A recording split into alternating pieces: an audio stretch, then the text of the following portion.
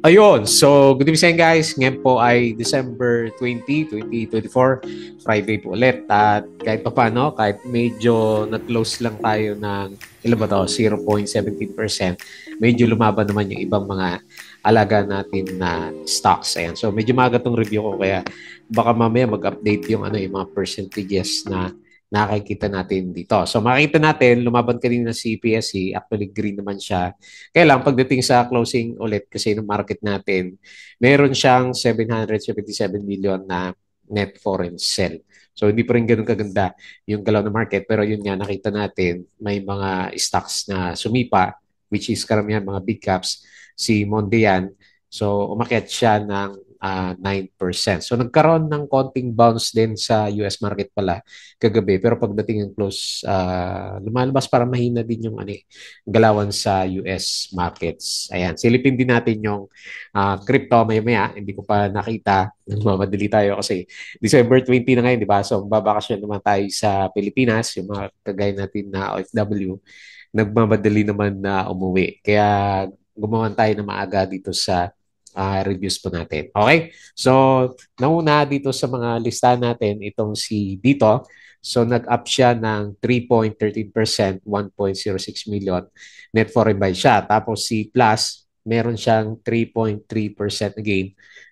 Umakyat pala si Plus, nag-breakout siya. Tapos 3.96 million. Net foreign sell naman siya. Tapos si Ali natin, medyo sumampa kanina pero sa closing sumablay pa rin. Negative 0.4%. Malakas pa rin po kasi yung net foreign sell nitong si Ali. So wala pa yung mga alaga natin na iba. 325.69 million net foreign sell. So sa kanya galing yung kalahati ng net foreign sell ng market. Pero kanina berde na to eh. So gumagana ng konti yung share buyback pero mas marami yata yung gustong lumabas pa rin. Kasi di ba nag-oversold na yung mga stocks natin na to. Tapos si ASEN, ayan, nag-bounce na rin siya. Hindi na kasi yung papansin, no? So nag-bounce siya ng laki, 5%. And then meron siyang 2.57 million net foreign buy. Tapos si Monde, nag-up nga po siya. Laki, 9.6%. And then meron siyang 9.06 million net foreign buy. So meron na ring ongoing na share buyback pala itong si Monde natin.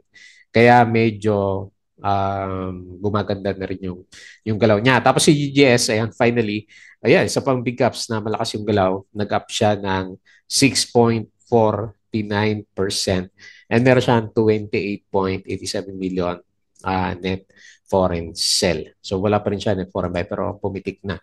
So marami tayong napapansin siguro na nag-bargain hunting po dito sa market which is good. Dow G na nga rin yung nakikita natin. Hopefully, ito na yung pinaka-bottom na candle natin. Okay? So, para naman kahit bagong Pasko, good vibes si PSC natin. Ayan, disclaimer pa rin sa mga bago sa channel natin. As usual, yung ating review po is for education purposes lang po yan. Huwag mong gagamitin to as a reason para mag-buy, sell, or hold ng stocks. Meron po kasing risk na involved sa market. Lalo na ngayon, bagsak na naman, due diligence na lang po sa mga bibili natin na stocks. Okay, follow mo din po ako dito sa ating Palabi Trader na YouTube channel. Subscribe lang guys.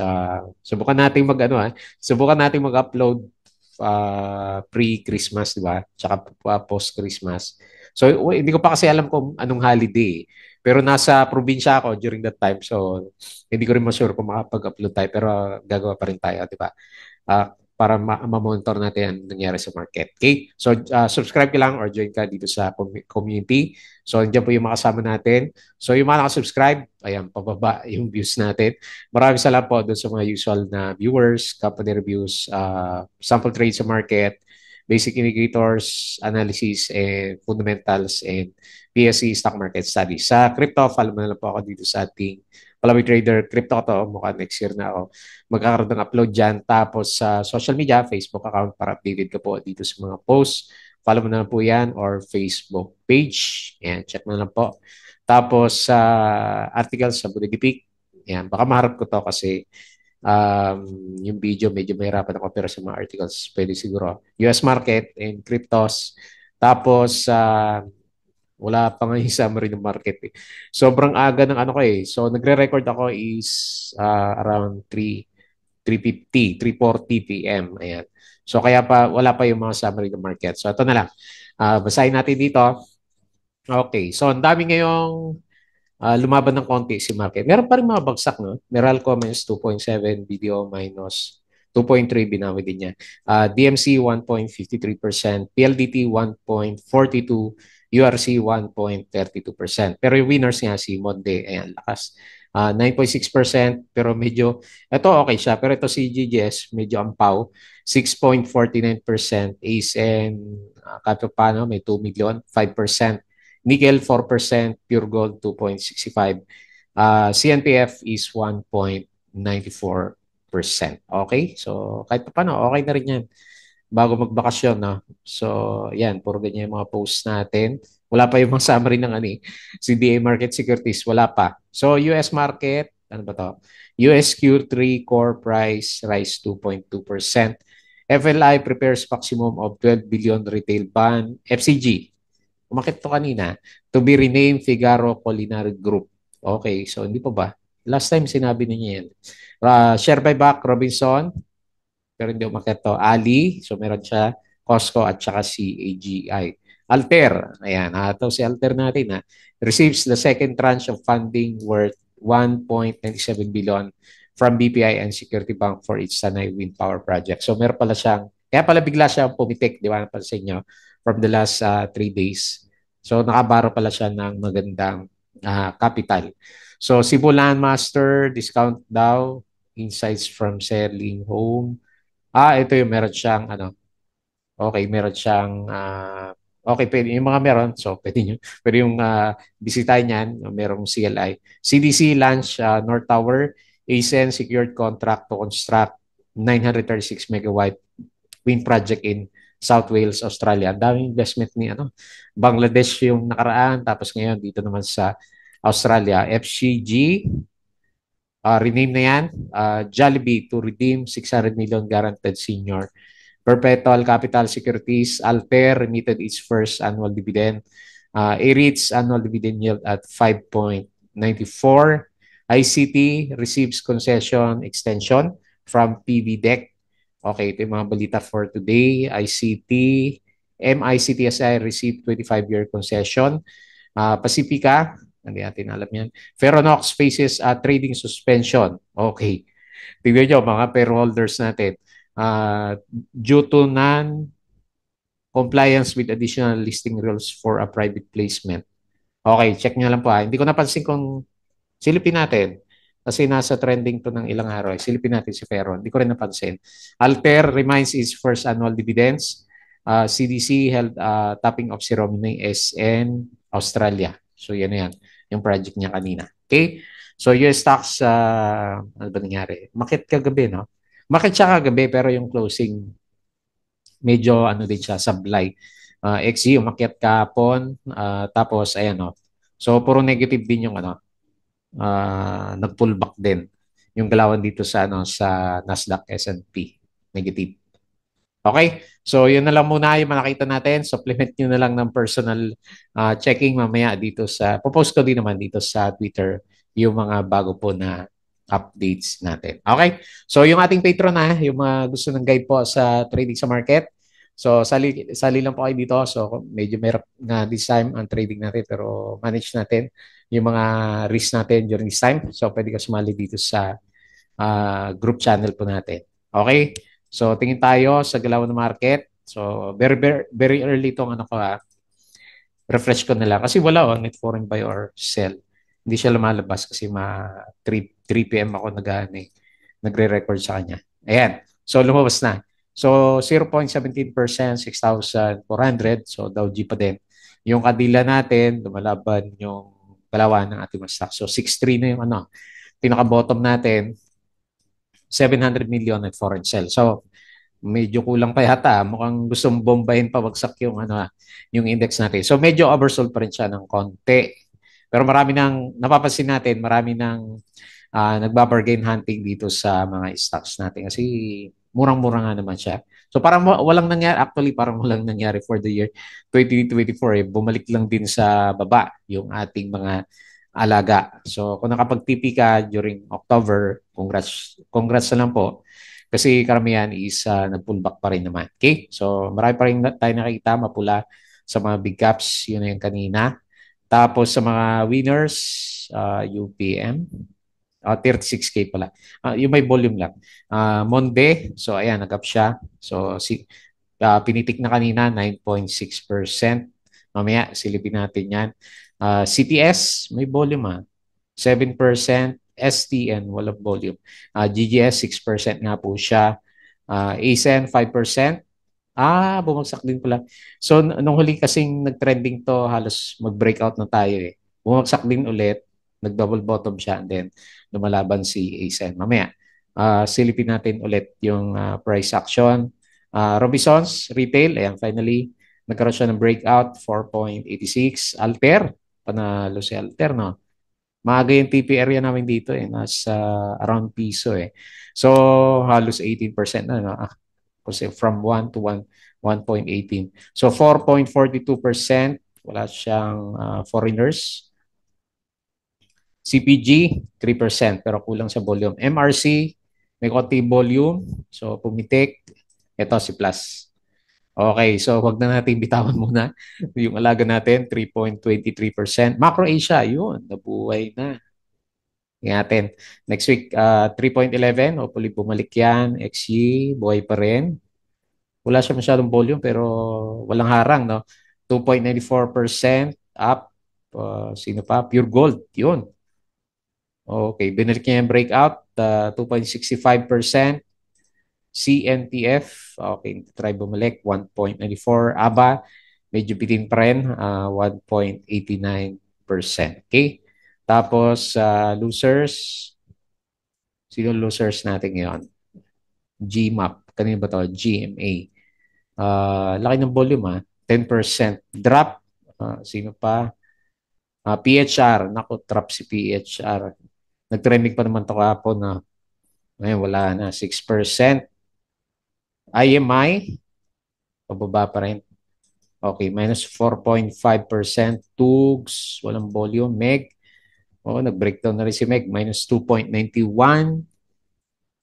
Lumalagapak pa rin yung iba, no? Meralco minus 2.7, BDO minus 2.3, and the rest. Marami yata nalaglag for today's trading pa natin. Okay? So, matamlay pa rin naman, syempre, yung market natin. Pero marami tayo papansin sa mga ka-investa natin, di ba? Pag nag-check kayo sa mga discussions is marami na ngayong nag-start ng bargain hunting sa market. Okay? So, silip tayo ng konti dito sa galawan sa US market natin. Okay, laglag kapon. At mukhang laglag ulit. Nangyari dito, lalaki ng Dow Futures, negative 0.17. And Nasdaq Futures is negative 0.46%. Mukhang mapula ulit. Mamaya dito sa bandang US, grabe, laglagan. Halos lahat. European markets, holiday yata ngayon. So hindi ko makita ang gumalaw pero sa Asian markets, ayan, mapula pa rin po. So okay na yun sa atin kahit maliit lang, at least lumaban yung yung candle natin. Okay? So mga risk averted yung mga okay. So ito, dali si Bitcoin pala natin negative 3% siya. Si Ethereum Ayan, chance ulit, di ba? So Bitcoin below 100K, 97K siya, Ethereum minus 3.3, XRP minus 3.5. Sino pa? Sol, laki minus 9%. Laki ng drop ngayon Okay, so hopefully mabuhay ko yung Meron akong isang ginawang channel dito pero tinigil ko din kasi nga nawala si ito si Crypto Chupit natin. Subukan ko lang subukan kong buhayin sa bakasyon natin kasi babakasyon tayo sa Pinas. Ginawa ko to dati para sa crypto. Kaya lang nawala si dito sa Malaysia. Balik ako dito Dito sa Malaysia kasi naban na rin po si Binance. Ang hirap naman mag-trade sa cellphone kasi mahina ang signal dito pag naka-cellphone ka. Tapos kailangan gumamit ka ng mga VPNs. So, di natin alam kung secure yung mga na yun. So, mga napapanood ko sa Philippines, OKX. Ano pong gamit nyo? Ayan, nagsusurvey. OKX yung nakikita kong isa, si Bit. Sino ba? Meron pa isa si Bit something, di ba? Pinopromote ni Tito Vlogs. So, tingnan natin yung mga yon. Ayan. Gusto ko rin balikan yung cryptos natin. Tingnan natin paano ma-transfer yung mga funds natin para makapag-trade tayo, makapag-share tayo na ah, mga talo natin at saka winning sa crypto. Ayan. Okay, so tingnan natin yan. Hopefully project sa sa bakasyon. So mahina po. So kunting ingat doon sa mga nagle-leverage, alala ka niyo, no. Sunog ka diyan pag hindi ka naka-shorting during this time. Okay, nagbabakasyon na yata yung mga tao. Ayaw nang gumastos. Okay, so balik tayo dito. Pag-usapan natin yung trend stocks. So kahit pa paano, kahit laglag naman si PSE, normal na sa atin yan. So at least dapat may next year anong plan? Invest pa more or cut loss muna during this time. Pero malapit na siguro yan. Okay, so breakout sa downtrend dito. Ayun, nag-breakout siya. So medyo clear yung sign sa lower, di ba, yung pabagsak na dimension natin, direction. So 1.8 pa rin. Okay. Potential siguro to 1.8 si for the short term lang usapan natin. So kasi medyo gumanda na lahat ng technicals ni dito natin. So nag-breakout tapos yung RSI medyo maganda. Ngayon ganoon din yung MACD. So 1 million at foreign buy and up siya ng 3.13%. Naisip ko tuloy yung galaw ni Plus nung di ba? Bumagsak tapos unti-unti umakyat yung kanya price action. So wala pa naman tayong mga nababasa ng catalyst dito pero maganda yung move ni dito. Hopefully wala nang buhos at magstay na lang siya dito hanggang sa mag-retest dito sa 2.16. Ayan. Timing si Summit Telco talaga. Next, Plus. Ayan, yung alaga natin. Buti, tinatamad ako tumingin ng port kasi yung pangit ng galaw ng mga big caps.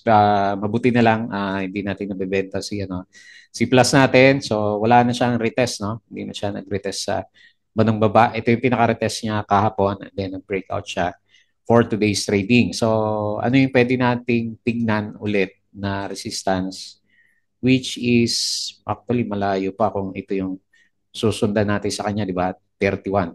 Total all-time high naman eh. So, potential nga si Plus. Tingnan natin. Baka sa fourth quarter magkakalaman. Pero remind ko ulit, overbought na si Plus natin. So, yung mga may hawak, nag-aantay na lang tayo ng timing sa pagbenta kay Plus natin. So, 3.23%. Malakas siya kasi uptrend and then puro breakout and 3.96 million net foreign sell. Okay? Next.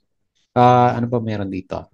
Okay, walang news. Si Ali, meron siyang share buyback pero mukhang hindi niya kaya yung sell off. Malakas yan, 300 million ulit net foreign sell. Pero over siya, oh. So, saan ka nakakita na blue chips, RSI 21 pero maganda ang fundamental, di ba? So ibig sabihin bargain si Ali, sabihin ipit lang kaya bargain, no. Ayan. Pero normally bargain talaga pag So yan naman yung trabaho niya, up, down, up, down, up, down, and syempre alam mo na yung kasunod. Pero yun lang, syempre cautious lang kasi walang net foreign buy. So kita mo naman downtrend si Ali natin. So negative 0.4 and ito pa rin yung worries natin sa kanya. Lumalakas kasi yung foreign. Baka mangyari sa kanya parang si Monde biglang may magtapon and then saka siya mag-bounce. Pero overdue na siya, oh. Overdue na sa technical bounce si Ali natin. So yung catalyst lang natin sa kanya, yung ongoing na share buyback niya. Next, ASEN. So, yan na ba yung bottom natin? And meron siyang konting double bottom dito, di ba? So, nag-breakout ng konti sa MA9, nag-double check sa 3.4 and then nag-breakout ulit sa MA9. So, lumalaban na si ASEN. 2.57 million at foreign buy and up ng 5%. Ayan. Tagal niya sa nag-double bottom sa RSI 16 si ASEN. So, hopefully yan na yun. Okay, pumangit kasi yung quarterly earnings niya. Pero hopefully, yan yung bottom ni ASEN. Next, Monde. Galit na galit yung yung buyers nito. 9% and meron siyang 9 million net foreign buy. So nag-take advantage na bumalik siguro yung mga traders. Pinitik pala sa medyo pinitik sa closing si Monde. Pero okay na. Okay na. Meron tayong bullish candle na merong volume and nakap siya ng malakas 9.6%. So binawi na niya yung yung losses niya nung December 17 naman. So nagkaroon tayo ng temporary bottom dito sa 7.06. Okay, so pangit din kasi yung mga earnings niya. So dalawang quarter. So fourth quarter magdadala sa kanya pabalik dito sa 11 pesos natin. Laki na rin ng drop niya, no? Sukatin natin yung drop ni Monty natin. So 30% drop na rin. Hirap talaga ng walang cut loss, no? Pero kung long term ka, okay lang siya. Siguro long term pwede na rin, kay Monte. Pero medyo pangit niya yung fundamental niya for the short term. Kaya medyo malakas siya mag-drop. Ayan. Hopefully yan na yung reversal niya para mag-retest dito sa 9 pesos later on. And then finally, yung nag-ukay na blue chips natin. So, di ba nung mga nakaraan, kung tandaan nyo, meron ng mga nilabas si GGS, mga tweet pala. May mga na-retweet tayo dyan. Ewan ko, ba't parang hindi ko nabasa kanina. Na na siya yung parang ibibenta niya yung petrochemical business kasi lugi. So, kailangan mabenta niya, ma-dispose niya yun para medyo gumanda ulit yung business niya. Okay? So, 6.49% up and 28.87 million net foreign sale. Nasa strong downtrend pa rin yung itsura natin. Pero at least, bumawi na siya sa MA9 na galawan natin. Okay? So, yun na lang muna yung aking review. So, over the weekends, hindi ko sure kung may 20, 21, 22, sa 23 kung may trading. Mukhang meron naman kasi wala tayong babasa na long weekends. Kasi ang 25, di ba, Pasko, is around Wednesday. Wednesday naman po siya. Okay? So, yun na lang muna. Enjoy natin yung upcoming holidays sa Pilipinas at saka yung ng mga nagsisimbang gabi, di ba? Yung papanood ko sa sa 24 oras. So, advance Merry Christmas po sa inyo. Enjoy na lang natin yung Pasko habang medyo malamig pa yung yung galawan dito sa PSE market. Okay? So, yun lang. Maraming salamat. Merry Christmas po.